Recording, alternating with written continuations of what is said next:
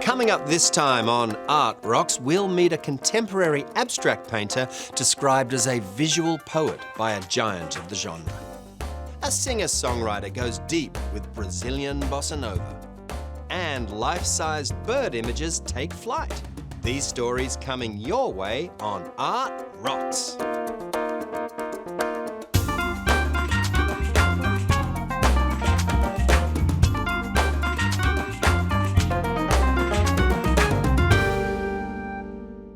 West Baton Rouge Museum is proud to provide local support for this program on LPB, offering diverse exhibitions throughout the year and programs that showcase art, history, music, and more. West Baton Rouge Museum, culture cultivated. Art Rocks is made possible by the Foundation for Excellence in Louisiana Public Broadcasting and by viewers like you. Hello, thank you for joining us for Art Rocks with me, James Fox Smith, publisher of Country Roads magazine. Celebrated contemporary painter Robert Rector has spent half a century applying both intellectual knowledge and intuition to his abstract canvases. An accomplished printmaker as well, Rector said he developed his passion for painting under the influence of Baton Rouge artistic icon Ed Pramick. Let's hear more.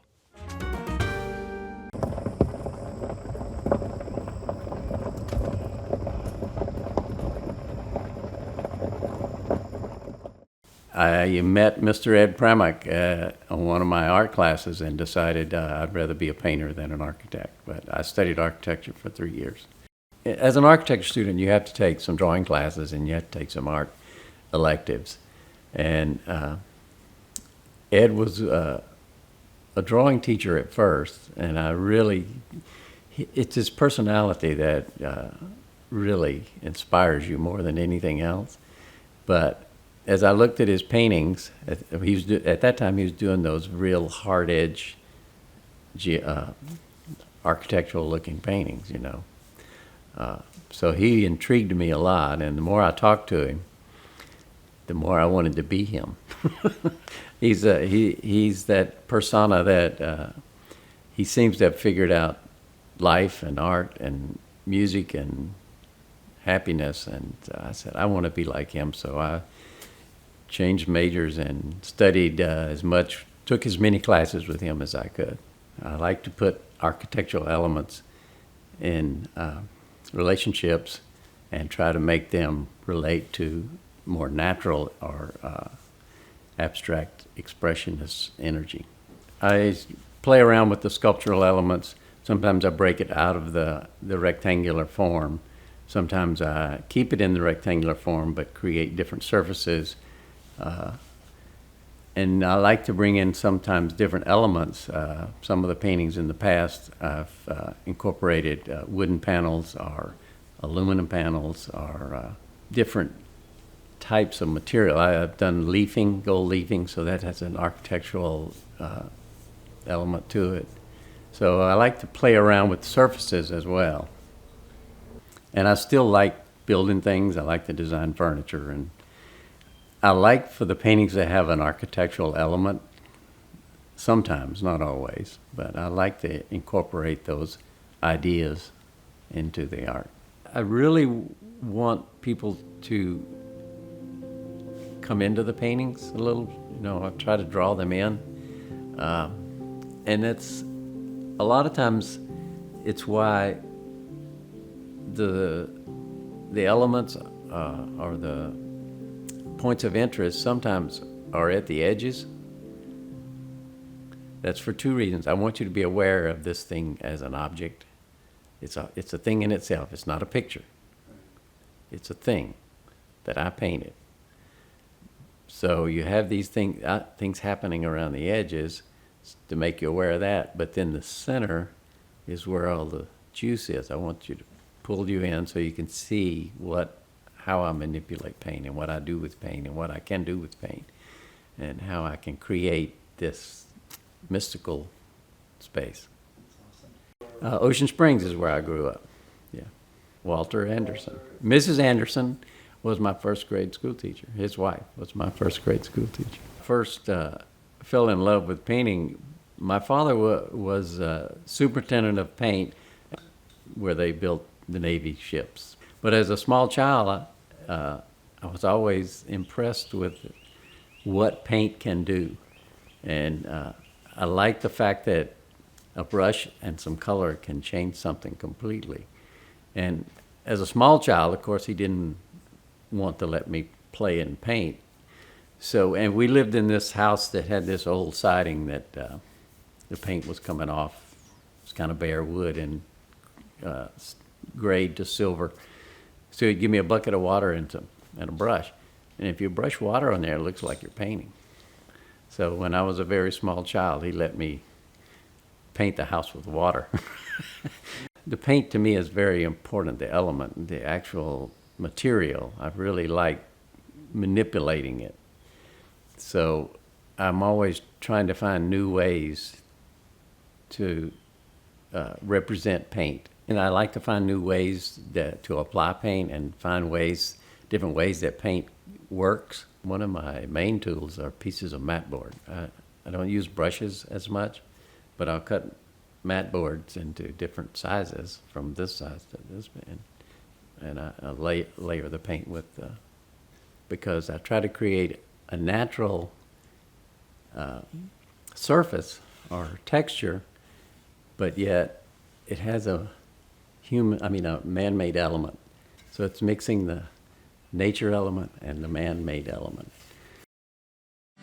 Out in these woods. Out in these woods, where we are, I mean, it's a pretty Louisiana landscape. It's definitely a Louisiana landscape here. But we get some incredible changes in light. I see a lot of textures in nature that I wouldn't normally see, and I apply those way I interpret some of those textures and images in nature into the painting.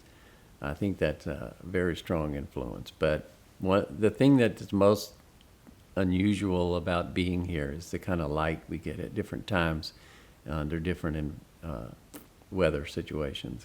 So we have some incredible things that happen. Where these greens, it's very green but at certain times, these greens will just turn orange. It just blows your mind what happens with the light sometimes. I think it has a Southern romanticism to it, but it's not Southern art. I think being raised in the South, living in the country, and then filtering certain ideas that come from New York through that Southern romanticism is how my work has come to be. I wouldn't function as well if I was, say, in a studio with a building, a lot of artists, and having to work that way. I don't think that works for me. I need the solitude. Well, it's still fun. It's absolutely, something that I can't stop doing. I have been accused by my friends of never having a job, and I have to agree with them. It's just what I want to do, what I have to do.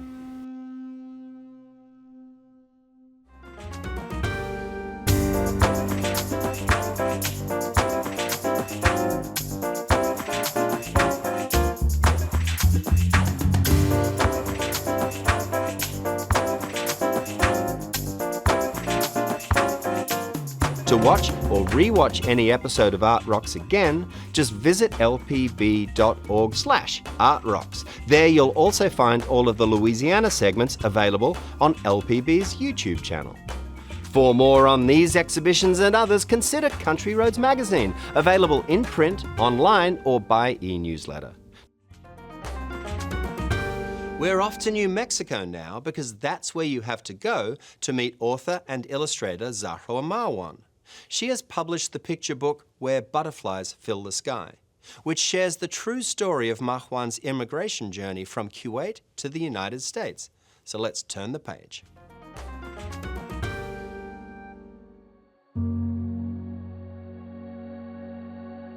What inspired you to write Where Butterflies Fill the Sky? When we left Kuwait when I was a child, I wasn't really sure what we were doing or where we were going or what was happening. When we came to New Mexico, I didn't really understand why no one spoke Arabic anymore or why we weren't going to my grandpa's house in a few days. So I was trying to create that feeling of what it felt like as a child. Why did you title the book Where Butterflies Fill the Sky? I don't have the right to live in Kuwait, but my mom's a Kuwaiti citizen. In 2018, she became sick and was hospitalized, so I had to make an emergency trip home. And I'm allowed to stay there only for 3 months on a tourist visa. And there had been a lot of rain, and every time I'd look up that spring, there were hundreds of butterflies in the sky. And that's when I started putting the book together. Where Butterflies Fill the Sky, a story of immigration, family, and finding home. To my parents, who should have never had to leave, who gave us everything they could. From the desert to the sea, this is my home, where 100 butterflies are always in the sky. Pigeons are kept and loved, boats sail the calm sea. Mama is on the shore, my aunties drink their tea. Baba swims in the open water. His sister takes the boat out to sea. Me and my brothers are in our own world. This is where I sleep, where my ancestors live and are always watching. So there's a lot of different motifs that are reoccurring in the book. Can you tell me a little bit about them? Sure. Culturally, Kuwaitis keep birds at home, whether parakeets or parrots. I like to talk about my oldest aunt who fights with her parrot every Friday at the family lunch. And I have my mom's 3 sisters that keep appearing as like grounding pillars of like safety and protection and a sense of home. And there was also 2 ancestral bulls watching over you, right? Can you talk a little bit about those? Sure, it's definitely a cultural faux pas, religiously, being from a very conservative Orthodox family myself. But there are ancient artifacts from the Dilmun civilization or Mesopotamian sculptures that were found 10 miles off of Kuwait's shore. And one of them was a bull. So I had these Mesopotamian bulls be the connection to ancestors and place that keep following the main character throughout the book. So this is my favorite illustration in the book. It's me and my dad. People often sit on the ground in Kuwaiti culture on Persian rugs. Here we have a Dilmun bull and he's packing watermelon. We would often eat watermelon after lunch. There are flamingos flying. They naturally migrate to the Kuwaiti shores in the winter. There's a picture of my uncle who was killed during the Iraqi invasion of Kuwait. He was killed with a grenade. And this is also a point that I always keep in mind, is how he can always be listed officially as Kuwaiti when he had died stateless, fighting for our little home. What does it mean to be stateless, and why is it important to talk about this subject? Citizenship is very complicated, and it shouldn't be at all, right? 3 of my grandparents are Kuwaiti citizens, and only one wasn't, and that was my father's father. And all of them are historically and culturally rooted in Kuwait. My grandfather didn't apply before oil, and the window to apply was very small. So although we're from there generationally, culturally, and historically, we have no legal rights to live in our country. And what does that mean? It means you don't really have the right to an education. You're not allowed to get married. You're not allowed to leave. You're not allowed to access health care. You essentially don't exist, yet you're illegal, and yet you're there. Baba tells me there's magic in the place we'll go. I don't want to leave. Mama says it'll be better for us. I say my goodbyes without knowing why, and travel far, far away.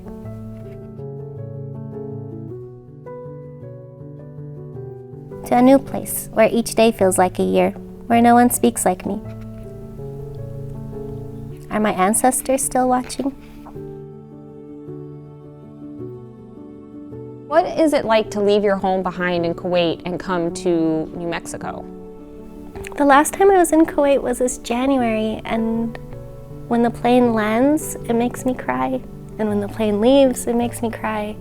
And I've become almost totally foreign there other than family. And every trip back, I would notice I was becoming further and further removed from my home, whether linguistically or culturally. I think nobody really wants to leave their home, yeah.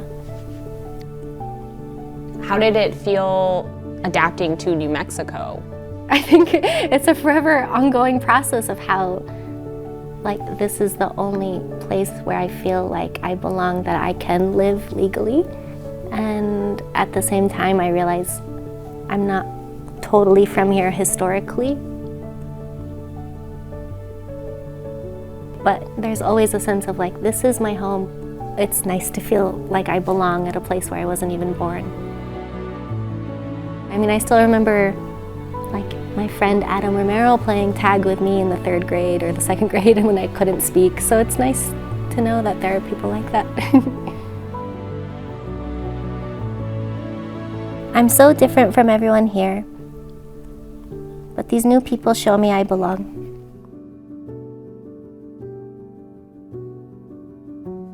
My family sends reminders that they are thinking of me. And I tell them that I'm thinking of them too, that I miss them and hope we can be together again. That in this new place of high desert, I have found a home. Why do you have the bowls resting? Maybe that they feel a sense of comfort or also feel a sense of home. They can take a break from watching Yeah. over. Like, what's the feeling that you felt when you were creating this illustration? I don't know, maybe this one, that I really do feel comfortable here, that there are things I understand, and feel really lucky that I'm like, to have come to a place where people do treat you like you belong. I feel like I've learned from people here to like be proud of my language and culture and heritage, even if there's like a system that tells you you shouldn't be.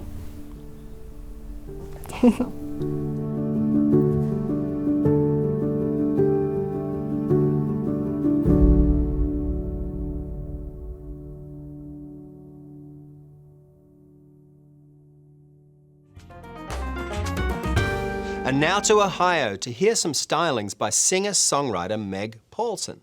Inspired by the Brazilian music that took the world by storm during the 1960s, Paulsen channels an infectious bossa nova sound that she's been leaning into ever since dropping her first track in 2015.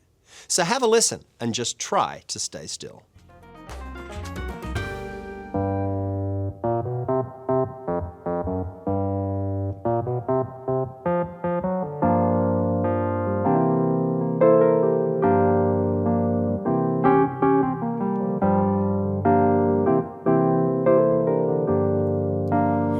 Bidding him back for later. Use it whenever I want. Somehow managed to keep my composure and keep my punches nonchalant. Oh, I'm no good with money. You're no artist with truth.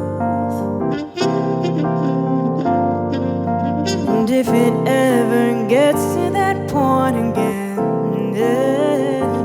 well, I know just what you do. Yes, I do. So you can throw the rest of it in the bag. 'Cause who are you went and hid? Yes, I know just what you did. I hear you crying for a virgin savior, like you're burning on a stick. 'Cause you know just what you did.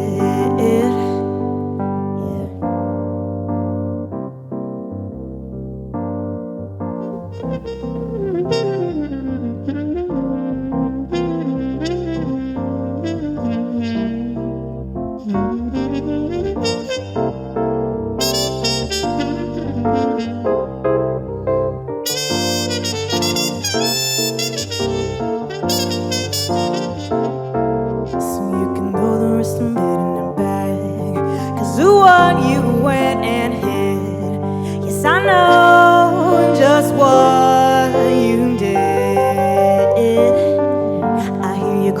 for a virgin savior, like you're burning on a stick.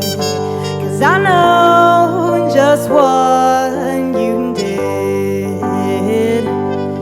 So reckless with integrity, it seals the sweetest part of me in a chasm within, guarded by my sins.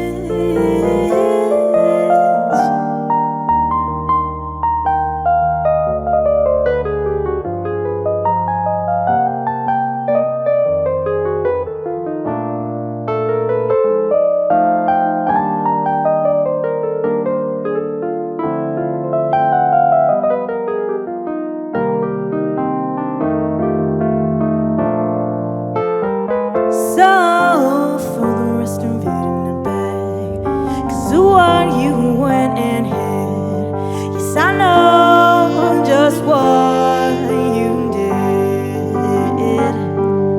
I hear you crying for a virgin savior, like you're burning on a stick. 'Cause you know just what you did. You tell me, baby, you think there's hope for us, oh God forbid. Yes, you know just what you did. And I was raised to finish what I start now, but on this I'll call it quits. 'Cause you know just what you did. Baby, you know just what you did. Baby, you know just what you did.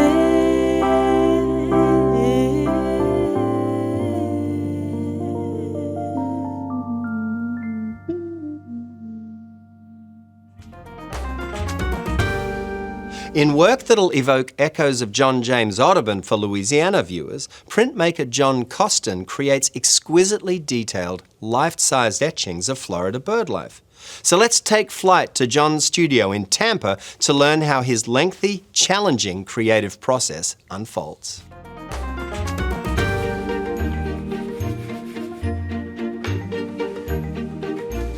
One question I get a lot from people when they see my work, they look at it and say, well, why do you do etchings? Why not do a painting and do reproductions? Why not do that? And I tell them they're not the same. There's certain visual qualities that etchings have that these other processes don't have. Most people do not know what etchings are and what is involved. So I just say, well, he's kind of like a modern day Audubon. What Audubon did with plates with birds, John makes his birds life size. They're all hand painted. They're extremely, extremely detailed because he goes out in the field and he studies feather patterns, leg patterns, like for example, the sandhill crane that he just did. He spent 40 hours drawing those legs. So I would tell people if you want something very detailed and bright and beautiful, that you need to go see my husband's work.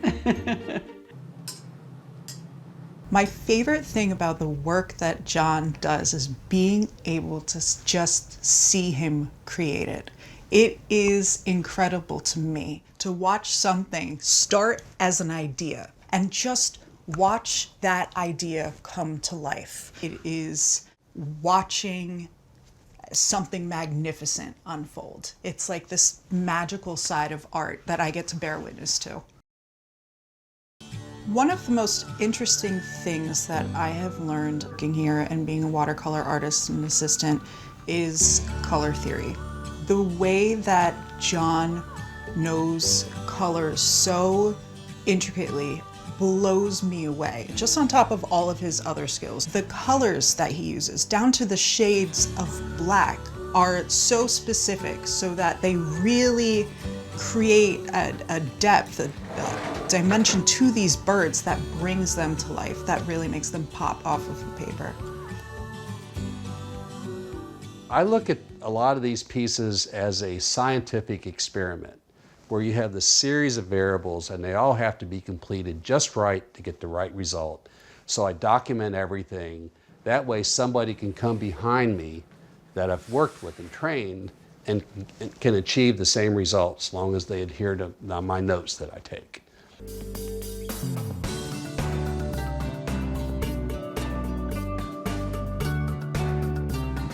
In addition to my own work, I've been collecting antique prints for 30 years. I have an interest in how other naturalists approach that. You know, why did they do it? How did they do it? And I feel that I want to add to that with my work. That's one of my goals, knowing all these things that have happened before me and then adding my own thumbprint on there, a contemporary view.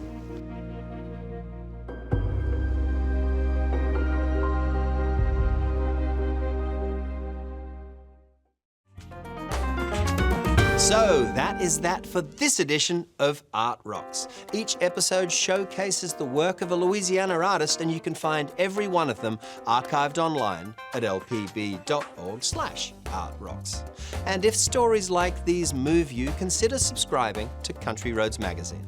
It's a vital guide for learning what's shaping Louisiana's cultural life all across the state. Until next week, I've been James Fox Smith, and thanks to you for watching. West Baton Rouge Museum is proud to provide local support for this program on LPB, offering diverse exhibitions throughout the year and programs that showcase art, history, music, and more. West Baton Rouge Museum, culture cultivated. Art Rocks is made possible by the Foundation for Excellence in Louisiana Public Broadcasting and by viewers like you.